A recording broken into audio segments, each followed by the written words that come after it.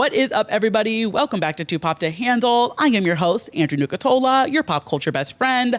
And as always, I hope you guys are having a fabulous week. Happy Pride Month to everybody out there who is celebrating, which I hope is everybody, whether you are an ally, a part of the community. I hope you are having a fabulous Pride Month thus far and have a lot of gay shit lined up for the rest of the month. I know I do, and I cannot wait. My apologies that I was absent last week. I do need to, speak to the universe and just ask them, why did you get me sick during Memorial Day weekend? It does feel a little sick and twisted to I don't get sick as somebody who truly I get allergies and that's about it.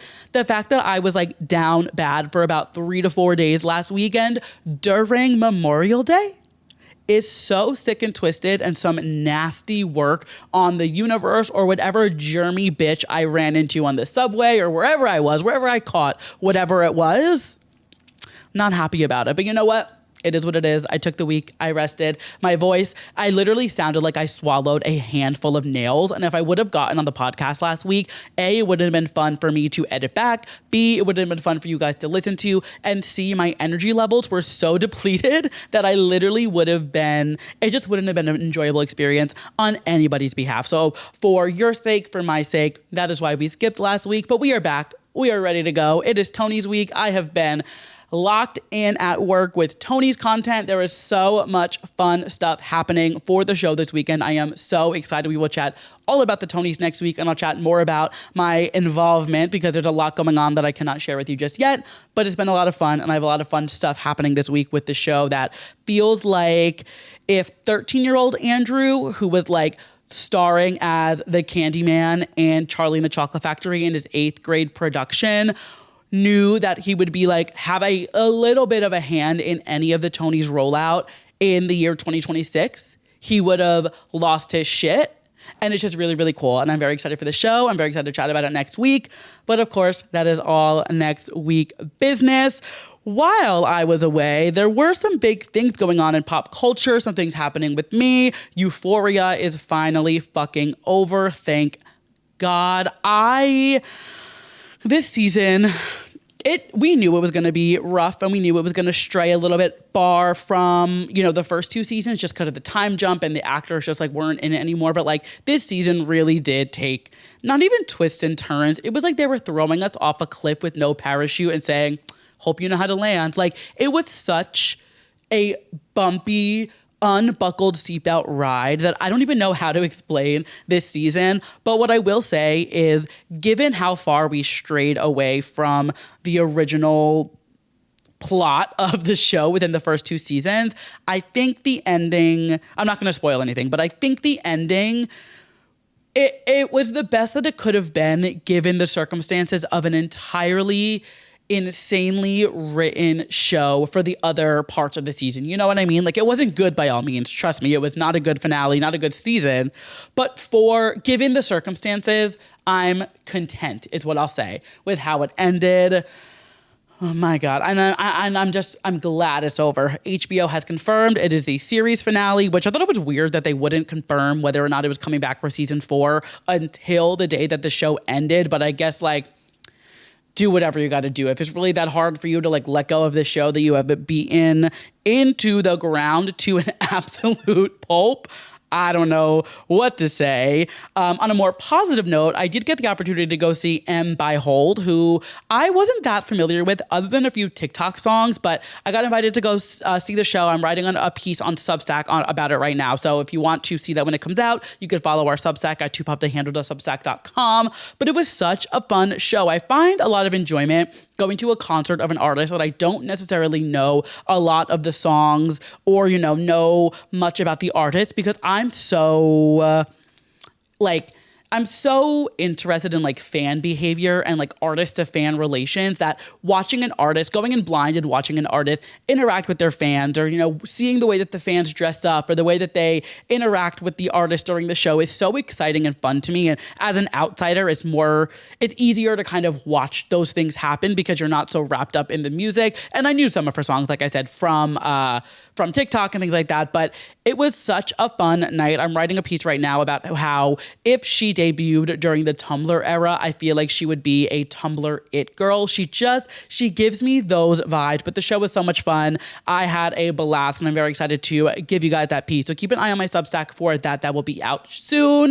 But other than that, it's just kind of been business as usual, you know, doing my thing, living, laughing, loving, here to bring you guys the pop culture moment of the week that we're too pop to handle, and I am ready to yap. So let's get on with the show and kick things off the way that we always do with our Drew releases, our new music releases from last week and under releases coming up this week. And last week was quite the week for pop music. I was so incredibly fed last week. And the big release last week for me, I feel like for everybody, is Ariana Grande's new single, the lead single from her upcoming album, Petal, Hate That I Made You Love Me.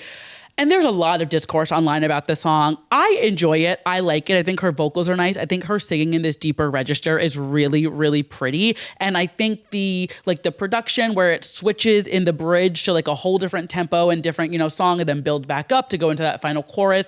I think it is a very well crafted song, as Ariana Grande always gives us. One thing about her is she's going to deliver really cool production.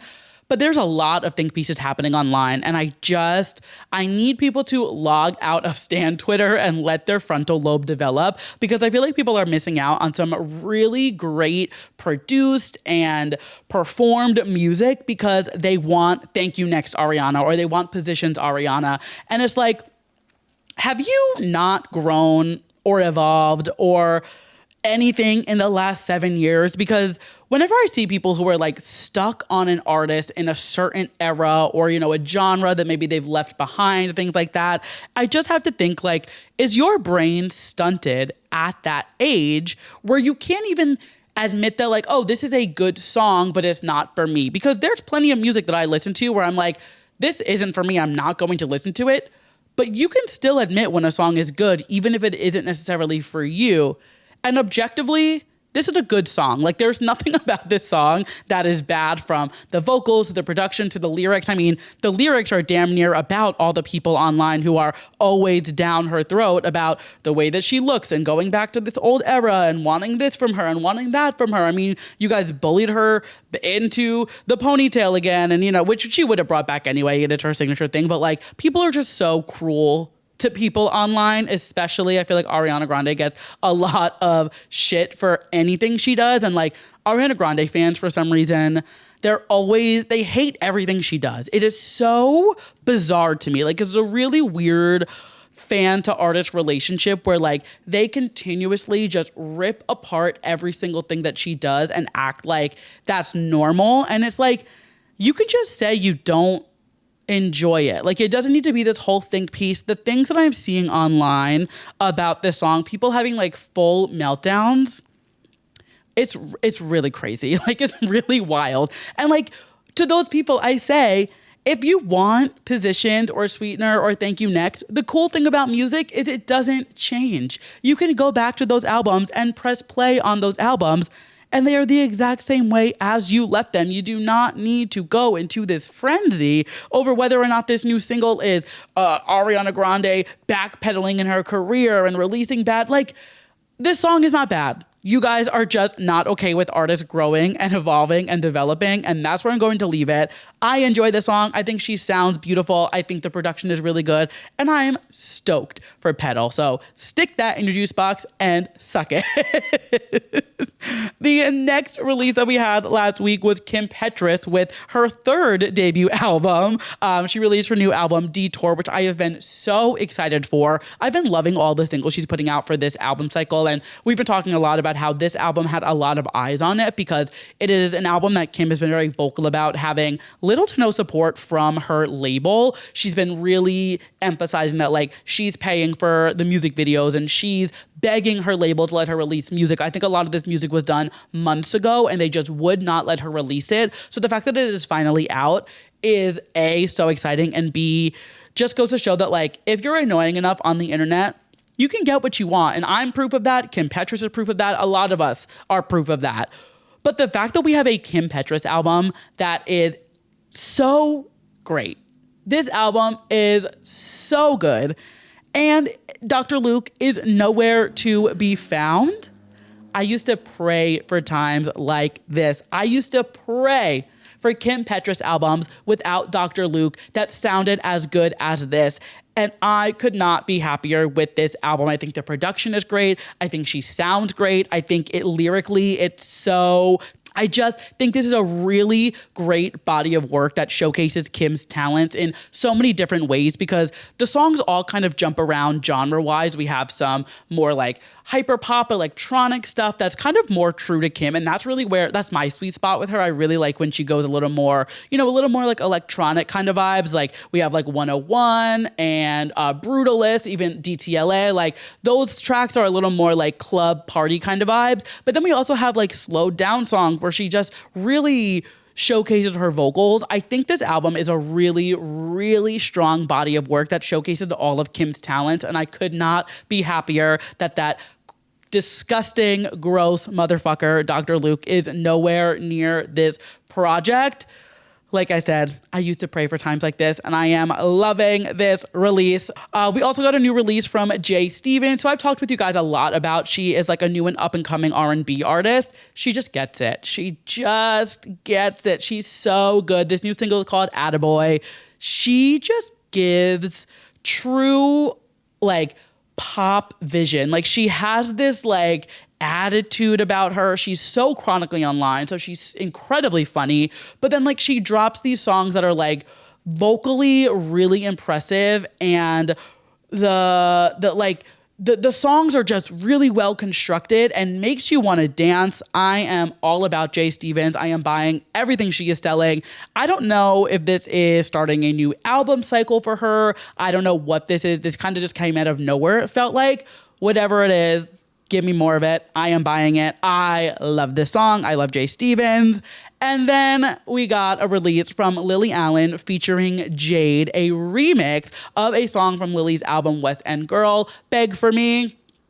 And of course, it's great. I mean, we were really incredibly fed last week with some incredible pop music, and I did not expect a Lily Allen and Jade remix. Like, it wasn't something that was on my radar. They weren't really teasing it at all. There was no reason for us to pair the two of them together, but it works so well. You guys know, Jade was my favorite album of last year. I still listen to that album as if it came out last week. I think it is one of the best albums we have gotten in the last 10 years. It is truly phenomenal. And I mean, Lily Allen's West End Girl album was such a phenomenal piece of work, and the storytelling and just the way that she really walked us through the downsides of this relationship. And it's written as if it's a musical. Getting Jade to hop on this and just adding a little different verse into it. So well done. So much fun. I know Lily's getting ready to go on an arena tour later this year.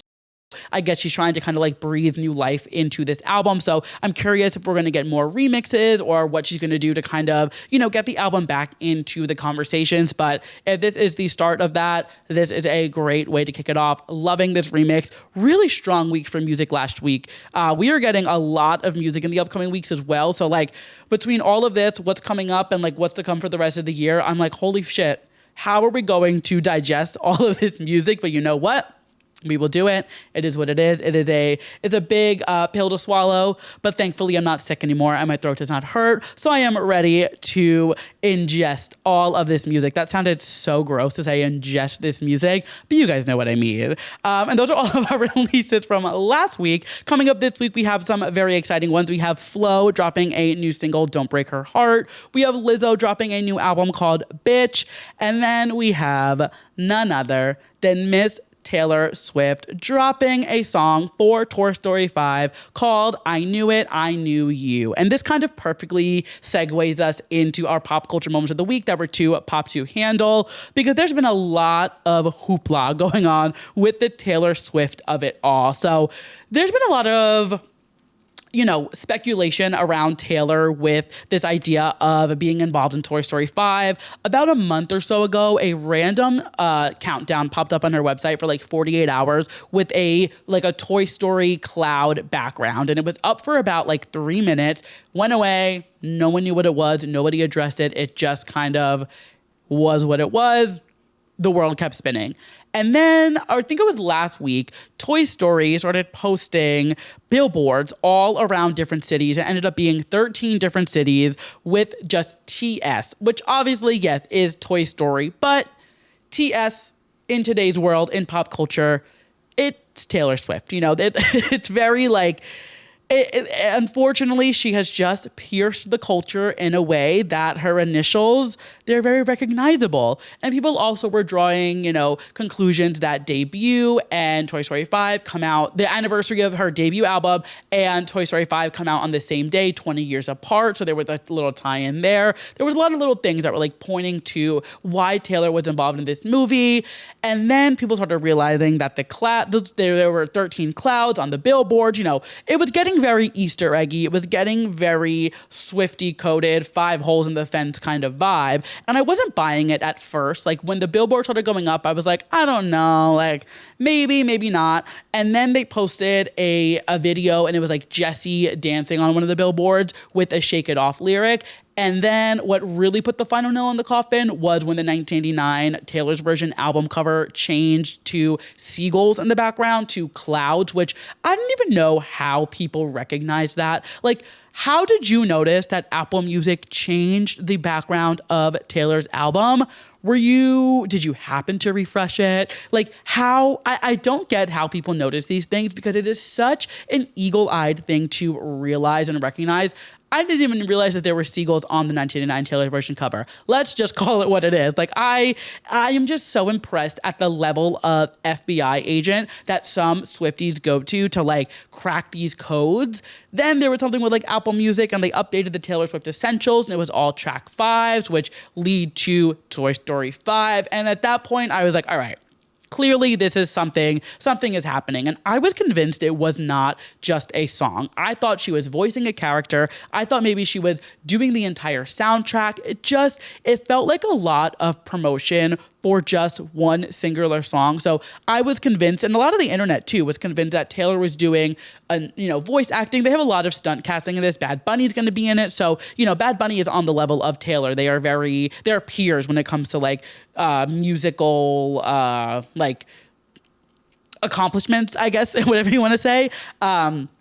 So I was sure Taylor was voicing a character and doing a song or doing something, or they were using her music in the movie, like something was happening, but I didn't know what. And then a billboard popped up in Times Square. Her website updated and it was a countdown to 2 p.m. yesterday on Monday. And when 2 p.m. hit, we found out that Taylor Swift wrote an original song for Toy Story 5 called I Knew It, I Knew You, like I said. And it does seem like a lot of promo for just a song. Like I do think they went a little overboard on this, but I guess when you have Taylor Swift involved in your project, you're going to do as many tricks and stunts and, just whatever you can to get as many eyes on a project as possible. Especially Toy Story has been a franchise for now 31 years. The first movie came out, I believe, 1995, the year that I was born. So, coming out with a 5th movie of anything, there's not many franchises, if any, that need a 5th installment to their story. But, Toy Story obviously has a beloved, following and things like that. But they do need a little razzle dazzle to get more eyes on this project. And who else other than Taylor Swift to hop on? So it was excessive and it was a lot for just a single song. But you got to do what you got to do. And you got to, get some excitement going. And Taylor Swift loves an Easter egg. So why not go big or go home? Now, I will say I am very excited for this movie. Something about this it feels so correct. Like, it feels so properly aligned. I feel like this is going to be probably one of the biggest, if not the biggest songs of the year. I feel like, especially considering the soundtrack element. We just saw like K-pop Demon Hunters, Golden take over the world. If you think about like what was it made for, Billie Eilish, the Justin Timberlake Trolls song, I can't even remember what it's called, but soundtrack songs tend to just like break through so much more than just a regular single because it's in the movie and then they're playing it in commercials and then it's in the trailer and it becomes an earworm and everybody knows it. And I think a soundtrack song really has a lot more legs to it to be able to continue to run and run and run when it comes to longevity. And I mean, the Taylor Swift of it all is already going to make it be a #1 song. It's pretty much guaranteed. But I see this song really hitting a sweet spot with everybody. And I think it's going to be a massive success. I think it's going to be really good. I mean, Taylor's going back to her country roots, so it seems through like the press releases, and she puts a little cowboy emoji. And I mean, Woody and Jesse, they're cowboys, cowgirls. So we're going back to, a country kind of vibe, which is also exciting that Toy Story and Debut do share the anniversary or whatever together. So it is like a full circle, very exciting moment. It is written and produced by Jack Antonoff, which I, for one, am always excited to see Taylor and Jack work together. And I just think it's going to be a great moment in her career. I think this is so exciting. I think she is clearly gunning for an Oscar, and I think this is opening up the doors to a giant Oscar campaign for her to get Best Original Song. So clearly, there's so many doors this could open in so many ways that this can just like integrate her into different parts of culture in that sense. And I'm into it. I mean, I don't know if Travis and Taylor want to have kids. Obviously, I would never assume that for anybody, but assuming that they do want children, also just like having your mom have a song in Toy Story, let Taylor Swift, like it is just such like a cool moment, and this ties in so perfectly. So there's just so many boxes that this checks, and I'm really, really excited for this song. So we will chat all about that next week. Very stoked for this. I think it's going to be a huge success, let alone the Taylor Swift of it all. I just think everything about this aligned so perfectly, and I'm very excited to see, how the world takes this song and runs with it. And the next moment of the week that was too pop to handle, Olivia Rodrigo was on the New York Times Popcast podcast, and she's talking a little bit about her new album. She's talking about the whole Taylor Swift of it all, to stay on the topic of Taylor. And I just thought this was a really great interview. She is so mature and wise for her age, and the way that she speaks, not even just about her music and her art, the way that she just speaks about anything. She was talking a lot about how she loves to use her platform for, vocalizing things about like Free Palestine, and Wade got turned over. She's just very well spoken and very mature. And listening to this podcast, I almost forgot that I think she's 24. I'm like, oh my God, you are a child, but she's so well spoken, and it was really a treat to listen to. And of course, we have her new album coming out, not this Friday, but next Friday, which I am very stoked for. And it seems as though this album is kind of walking us through a relationship from beginning to end, from those early stages and kind of, falling in love and becoming, almost obsessed with somebody, to the peak, and then kind of unraveling and falling out of love, or whatever it is, whether you're falling out of love or you're getting broken up with, however it happened. It seems as though this is going to be like a chronological storytelling album, which I always love. I mean, you guys know Melodrama by Lorde is my favorite album of all time, and that album follows us through a night at a party, from her leaving to get to the party and then kind of seeing her ex and going through the motions of that. So though that is only one night and this is following an entire relationship, I love kind of like a concept album. She did say it's not a full concept album, but there is, there's some type of element of a storytelling through this album, which I think is really impressive and not an easy thing to do.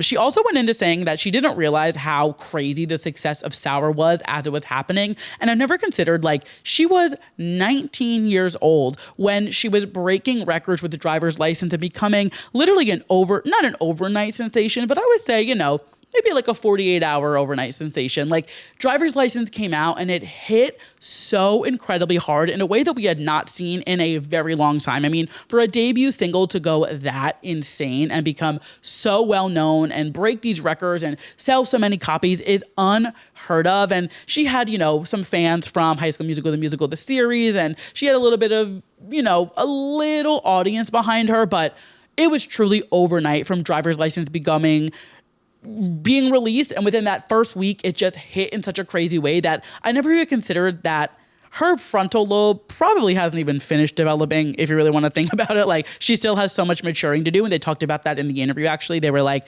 how does it feel knowing that in 5 to 10 years you're going to look back on this album cycle and be like, wow, I wasn't even, wise enough yet. I didn't know all these things, but it feels like things very much. How can somebody know everything at 18 but nothing but 22? And it's so fascinating watching Olivia Rodrigo's career and the way that she's navigated her art and her music. And she's really a phenomenal songwriter and has such a love for music, and not just her own music and creating music, but she's a fan of so many artists, and she's really pays so much homage and respect to them. And it's really cool to see the way that she kind of integrates her own interests and her own music, like the genres that she likes to listen to, into her music as she continues to grow and develop.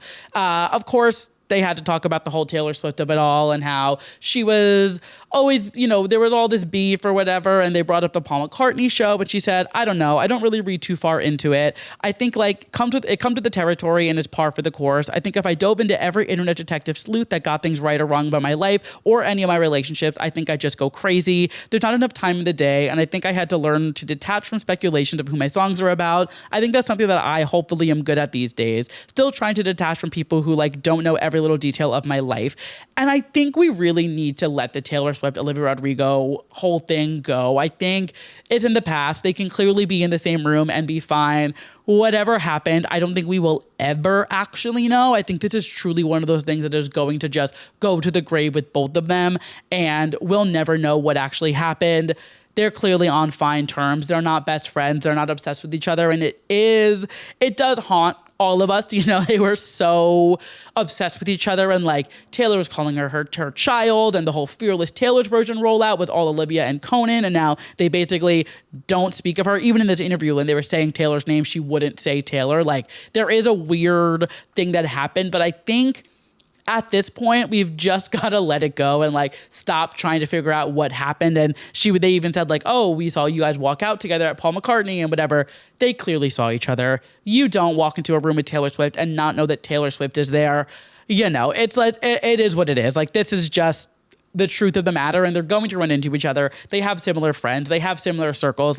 It's just something that's going to happen. I think the two of them have swallowed that pill and they understand it. And whatever happened with the two of them, we've got to kind of let it go. And the other part of the interview that's really making waves is her talking about this whole baby doll dress and people saying she's dressing inappropriately in these baby doll dresses. So she said, what's really disturbing is that I've worn outfits that are maybe revealing on stage, which is my right. I feel fun and comfortable in that. And that wasn't inappropriate, but me fully covered up in a dress that people deemed to be childlike was inappropriate. It shows how we just really normalize pedophilia in our culture, which was really, I was whoa, she's really just going for it. And she brought up a lot of the older artists from the 90s who would kind of dress in these types of dresses. And she's I'm not doing it to dress like a baby. I'm doing it because it was the 90s kind of rocker alt chick thing to do. And I'm the first one to admit, I don't like that style of dress. I was saying it, if you listen to or watch, my reaction to Drop Dead, I was I don't really love this baby doll dress that she's doing. But that was a stylistic choice. I was just I don't think it looks good on anybody, honestly. It's just not a look that I go for. I didn't realize that people were being weird about it in a sense of oh, she's dressed like a baby and trying to sexualize her for being fully covered. These dresses are not revealing, nor are they sexy by all means. They're they're cute, if anything. I don't think there's anything really sexy about a baby doll dress, but I'm also not a fucking freak and a pedophile who's looking at girls or boys to whatever. I'm not going down that path. But it's really wild that in the year 2026, there's so many conversations about what women specifically are wearing on stages or in a music video or things like that. It's such an old, tired kind of topic, I feel and it's sad to watch us kind of regress and have to have these conversations again when it's okay, Olivia Rodrigo's wearing a baby doll dress. Maybe it's not your style, and I don't like it myself, but I'm not going to sit there and be she's inappropriate, she's being, it's people are weird. People are fucking weird, man. And I can't. But baby doll dress aside, I am so excited for this Olivia Rodrigo album. She really doesn't miss. I think she continuously gives us such strong bodies of work and singles. And I posted this on Substack and on TikTok, I believe. And I said, it's so nice that Olivia Rodrigo never sacrifices a good song to make a TikTok hit. She's never trying to give us a 2-minute earworm, quick little soundbite that will go viral. She is consistently giving us full, well thought out, well produced, well performed tracks. And for that, I am so grateful. Yes, I did think the rollout and the promo for Drop Dead was very cringy and very try hard, but you know what? She got her number one. It is what it is. If Olivia Rodrigo needs to go do some crazy shit to get her number one song, so be it.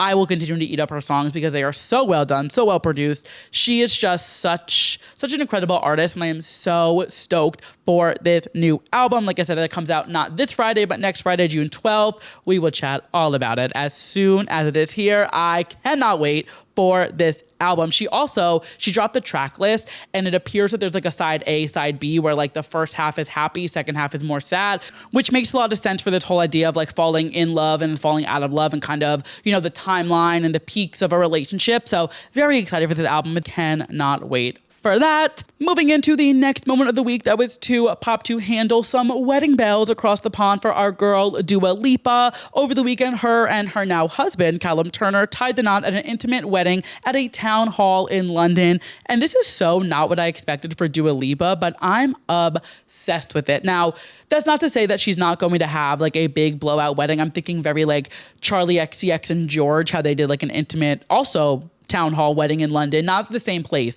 but they also did it in London, and then did like that big party.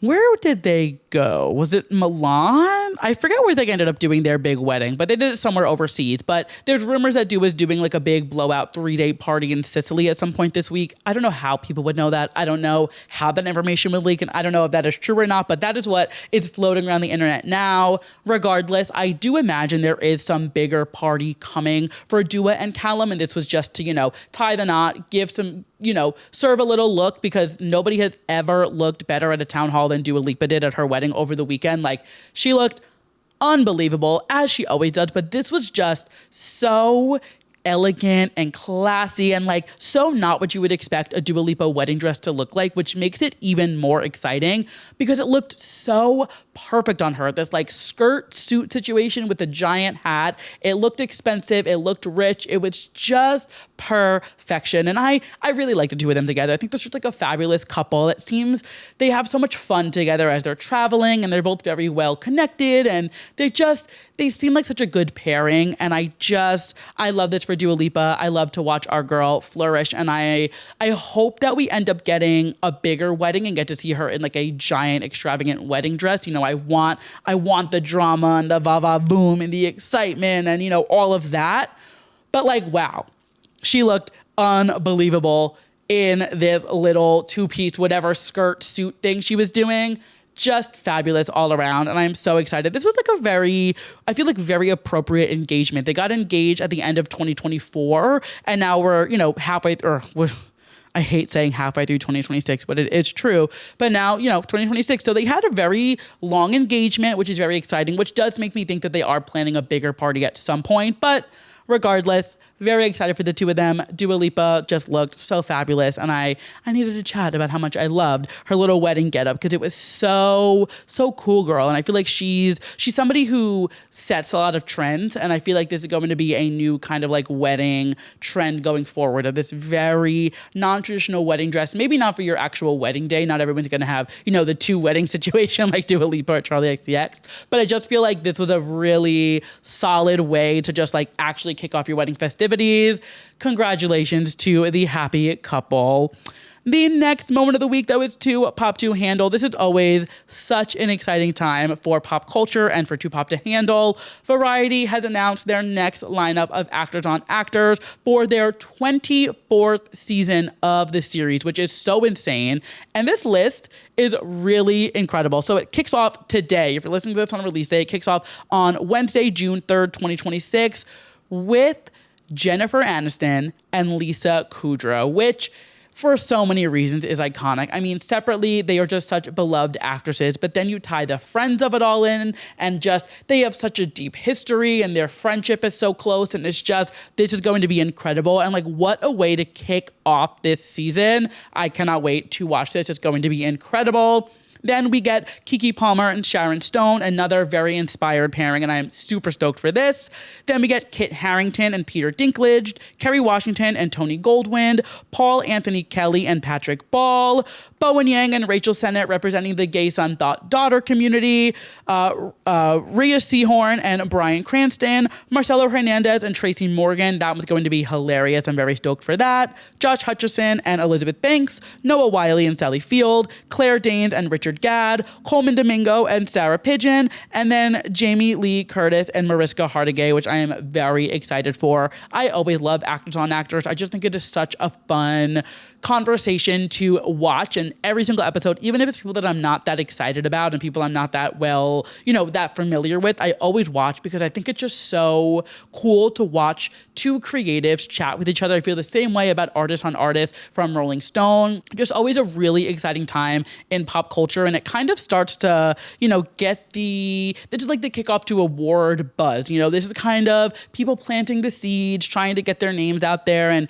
start promoting some projects and things like that. So this is very exciting to see kind of the beginning stages of this is for Emmys. So this is, TV stuff. So it's just exciting to see kind of the beginning stages of it, and like sprinkling into it and just watching the people have these conversations. And, some of them have so much connection, like Jennifer Aniston and Lisa Kudrow. And some of them, maybe they've only met like once or twice and they've seen each other at a party, but they still find a way to have such an inspired conversation. Love this series. Always stoked for this. So really excited for this. And if you never watch any Actors on Actors, you are missing out on some top tier content. And the final moment of the week that was too pop to handle, Karamo is on the cover of People magazine. And I just cannot believe there is still Queer Eye drama unfolding.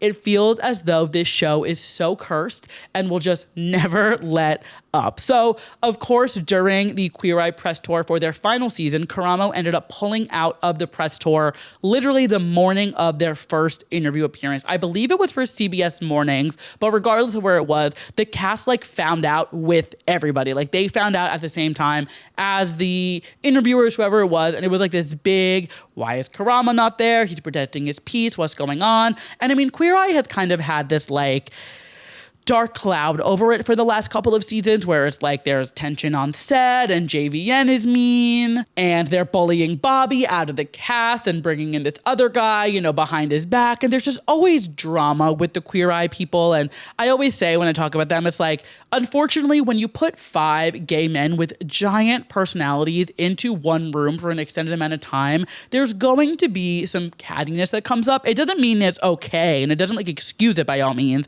but it's kind of written in the stars. And Karamo was on the cover of People magazine, just kind of diving into what actually happened and giving an insight into why he pulled out and why the cast kind of unraveled. So he says that he was often depressed and he felt shameful because he was teaching people that they could be better, but in his own life, he felt trapped. He says that his decision to draw boundaries came after years of toxicity with several of the Fab Five co-stars, which was exacerbated by what he describes as bullying and unchecked bad behavior by executives and members of production. He says everyone would just say, well, that's just that person, instead of saying this behavior does not fly in a professional environment. And he said that it impacted him negatively consistently. So this is all kind of things that we knew and could have pulled from other, articles and things like that. It was very clear that there were members of the Fab Five that did not get along and there was definitely tension. No one really knew exactly who it was. It was kind of, you could start to kind of piece together who it was. I mean, Bobby was definitely the first one to kind of catch a stray. And, there's still rumors that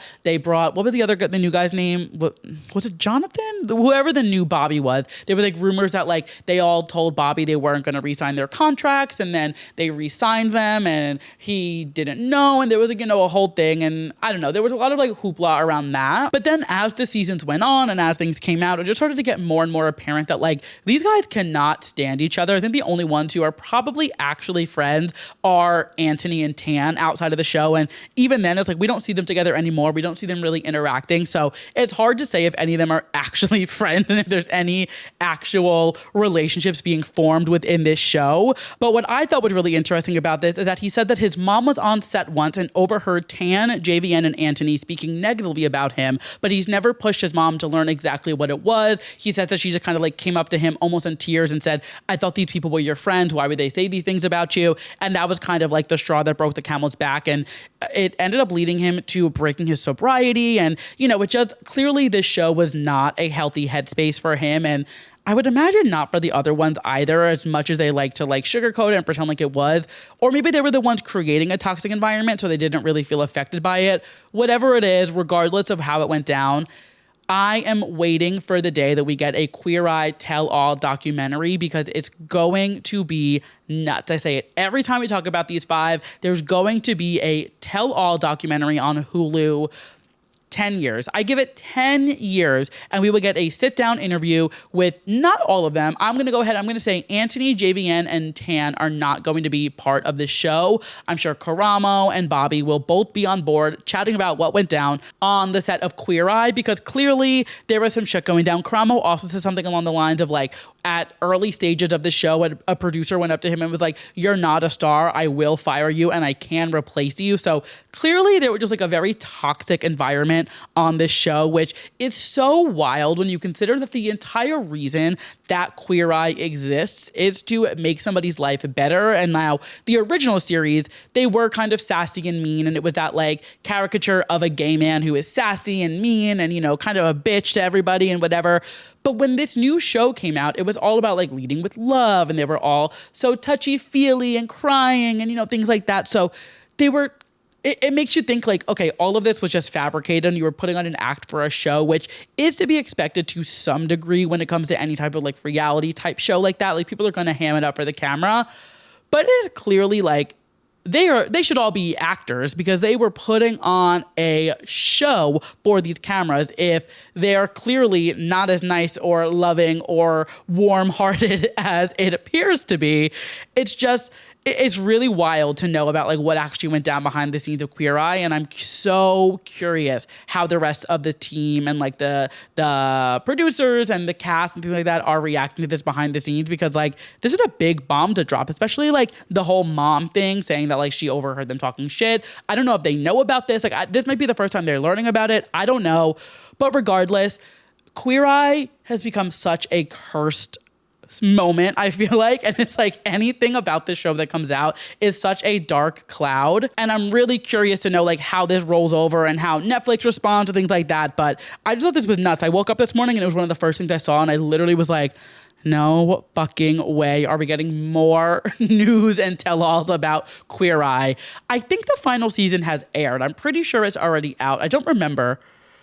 I don't know. I do enjoy the show. I do usually watch every single season, but I don't remember if the last season came out and if it wrapped or if it filmed and now it's coming out. It would be really fucking cunty if the new season's about to drop, because I feel like it usually drops in the summer, if I remember correctly. It would be really fucking cunty if Karamo just came out and gave this tell-all to people and the new season's about to air. Like that would be rich. But I imagine the show has ended. I'm pretty sure we're done and it's wrapped. And this does kind of come at a weird time, but I guess like, you know, time heals all wounds or whatever they say. But nonetheless, that wraps up our moment of the week that we're too pop to handle, which means we are moving right into our TV recap. And you guys, I told you, I was so ready and seated for the Summer House reunion. We only saw part 1. Part 2 is literally... it's starting in 10 minutes as I'm recording this, so I'll probably catch it tomorrow or something. I don't know. But regardless, part 1 of this reunion, holy shit, Ciara Miller, the woman that you are, she came so ready and so thirsty for blood on this reunion. It was incredible. And now I'm an outsider to this. I don't watch Summer House. I'm jumping on the bandwagon as an outsider, and I'm fully admitting that is fine with me. I don't give a fuck. I cannot believe the way that Ciara is just completely murdering Amanda and West as they deserve. Like, I don't think Ciara is really like this on the show from what I know. I'm familiar with her from Traders and just through like Paige DeSorbo and Hannah Berner and like what they say about her and what I see online. From what I've seen of Ciara, clips of the show, she does not seem as cutthroat as she is. Maybe I just haven't seen those scenes. I don't know. But like, she is coming into this reunion so hot, both visually and like temperature check. Like, she is coming in there ready to go, and I am eating up every single second of it. Even when Amanda like tried to like pipe up to her at the beginning and she was like, "Shut the fuck up, Amanda." Exactly. Why are you speaking? Do not speak unless you are called for. Especially considering like Amanda is Amanda's the one who hurt her worse in this. You know, West obviously hurt her, but West has hurt her time and time again. Unfortunately, he has just continuously let her down. And it doesn't make any of this okay, obviously, but Amanda was her best friend. And Amanda was so on her side and rooting for her. And behind her back, she's sleeping with her ex that she literally was like letting Ciara cry on her shoulder over just a couple months ago. That is such crazy work to me. Like, that is so wild. It takes a different type of fucked up individual to do that. And it's nuts that like Amanda and Wes are even trying to like justify it. And Amanda's like, I answered your calls. I answered your text. You knew that. Like, Amanda's really trying to like defend herself and West as if they did nothing wrong or whatever she's trying to do. I don't know, but it is not working. And the way that Ciara and Lindsay Hubbard are just down their throats, that whole little monologue Lindsay gives when she just goes off on Wes and she's like, you're so good because I'm even buying it, and like just hands him his own ass. Oh my God, it was so phenomenal. And like, I don't even know what else they're going to put in the rest of these reunions, because like they gave us so much in this first one, but there's still so much. Like, we have Amanda running off and Wes not following her. And I think there's still leaked audio that we haven't seen yet. We saw one of the clips air on TV in part 1, but I think the second one hasn't happened yet. So we know that there's more to happen. Like, there's more coming about Amanda, Wes, Ciara, and even said they're going to come back to it. So I don't know when it's all going to happen, but oh, I'm sad. I am so incredibly sad. And we'll continue covering part 2 and part 3 as they roll out, because I am so incredibly tapped in and so excited to see how they just get their asses handed to them. But before we move into our next recap, to all the people out there who are saying that Ciara is being aggressive and too hard on Amanda and Wes, your microaggressive racism is showing. Shut the fuck up. Because nothing that Ciara is doing is uncalled for, over the top, over dramatic. Her best friend is fucking her ex, that her best friend was literally comforting her about not 6 months ago. Shut the fuck up, because when Ariana Madix walked in there and said, go fuck yourself with a fucking cheese grater, you were all cheering her on. And now when Ciara, a black woman might I add, tries to, put some people in their place, it's aggressive? Absolutely not. That's not what we're gonna fucking do. Absolutely not. Keep your comments to yourself. Your racism is showing. Moving into our Real Housewives of Rhode Island recap, I'm devastated at the tearing apart of my mother, daughter, Holy Spirit, Liz, Alicia, Joellen. Like, the three of them have been my favorite this entire season, and watching them all get ripped apart and fight and argue and everything, it is killing me. Now, I will say, the whole Liz and Alicia thing, personally, I wouldn't call Alicia's situation being homeless. I have been in a situation similar to that many of times where we had to leave our house and we had to move out. We couldn't afford our rent, so we would go move in with my grandparents or my aunt. And I never considered myself homeless, but maybe I just was like silver lining it and like was fine. However, that does not diminish or take away from Alicia's experience or how she feels. So like, you can't tell somebody how to feel. I understand where Liz is coming from in a sense of trying to protect her family and also like halt her from like digging herself into something that could be cancelable, because she not like, the internet might take that and run with it and go crazy. And I do think Liz did go at it in a place of love to begin with, but the fact that it's still coming up and still becoming a conversation to the point where like now Joellen is involved to like defend them, it has gone way too far. And I'm just really let down by Liz. Liz was my favorite. And now I'm kind of like, I don't know, I'm looking at her a little sideways, because even the way that she treated Joellen at Rosie's husband's Sinatra Sunday, whatever it was, like, that was really uncalled for. The way that she was like in her face and grabbing her hair and pushing her chair, that was really, really wild. And I'm really let down. I'm like really disappointed, because I loved Liz and I don't want to not enjoy her anymore. But like, that was crazy. That was really, really crazy. And now we have Liz and Rula teaming up and trying to like take down Joellen, which Joellen definitely, she had a flip-flop. Like they said, she definitely does kind of go back and forth, because like Liz said, Liz was valid. And like, Joellen, you just said she wasn't homeless. Now you're taking her side and like standing up for her. Like Liz, oh my God. Joellen really does kind of play the side that's most convenient for her in the moment. But at least when Joellen does it, she comes with some like hard evidence and she's very firm on what she says in the moment. But it does create like a weird tension because at dinner with Kelsey and Liz, she's saying all these things about Alicia. And then when she's in front of Alicia and Liz, it's a whole different story. So it definitely is hard to follow in that sense.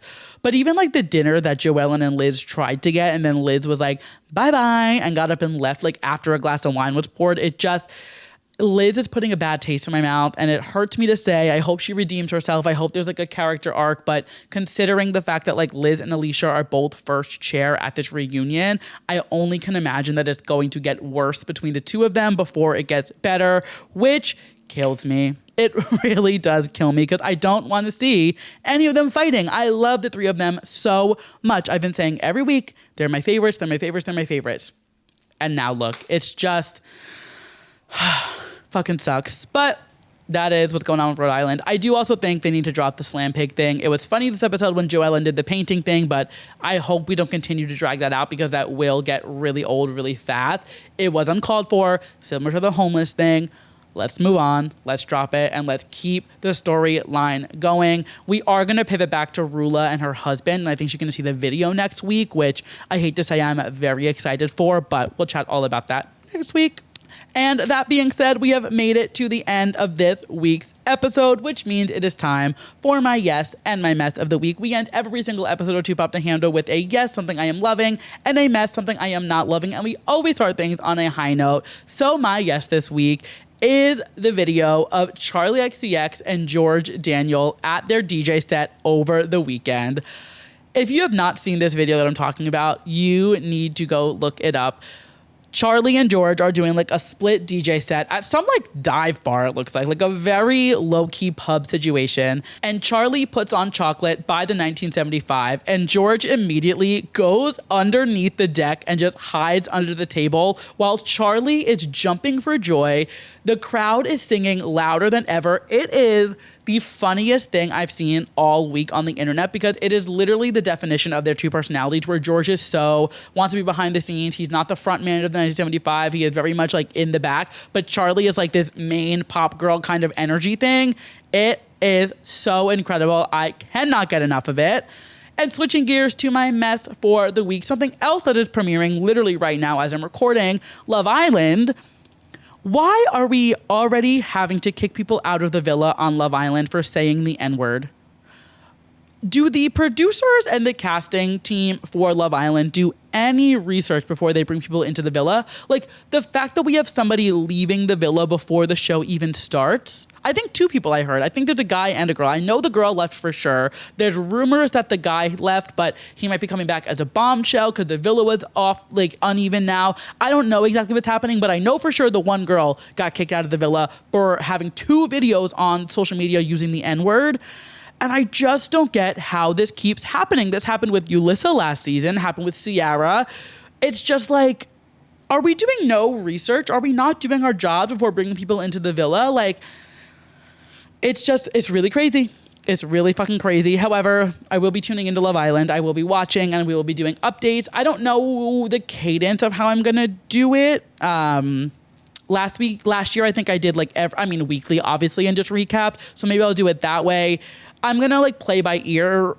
Maybe I'll start doing like one-off videos about it and like do it separately. If you guys would be interested in that, let me know. That might be like a lot of content to consume, but Love Island is like such a beast to tackle. But I'll figure it out. It'll be fine. We'll figure it out. The villa is literally, the episode literally just started. It's 9:02. So Love Island is officially here. The casting team still sucks, but you know what? Nevertheless, we persisted. That being said, we have made it to the end of this week's episode. Thank you guys so much for listening to this week's episode of Two Pop to Handle. If you liked what you heard and you're listening to us as a podcast, please go ahead and leave me a 5-star rating. If you're watching us on YouTube, make sure you hit subscribe, drop a like, drop a comment, all the things except for unsubscribe. You guys know the drill. If you would like some extra moments of the week that were too pop to handle in between podcast episodes, you can always head over to our Substack, that is toopoptohandle.substack.com, and subscribe to my weekly newsletter where I share extra moments of the week that were too pop to handle in between podcast episodes.